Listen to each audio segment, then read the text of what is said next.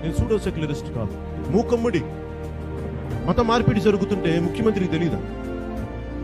మీకు కనిపించట్లేదా కళ్ళు? మీకు అసలు ఇంత సామూహికంగా మత మార్పిడి చేసుకుంటుంటే ఎవరి ధైర్యంతో చేస్తున్నారు? మీరు అక్కడ ఎదురుగా ఉండే ఎండోమెంట్స్ డిపార్ట్మెంట్ కనిపించట్లేదా? మీరందరూ హిందువులు కాదా? హిందూ మతాన్ని, హిందూ ధర్మాన్ని పరిరక్షించాల్సిన ఎండోమెంట్స్ డిపార్ట్మెంట్ లో ఉండే హిందువులు కానీ, అలాగే హిందువులైన ప్రజాప్రతినిధులు సూడో సెక్యులరిజం పేరుతోటి హిందువులని చెప్పుకునే ప్రజాప్రతినిధులు, నేను ఆ హిందువుల గురించి మాట్లాడుతున్నాను.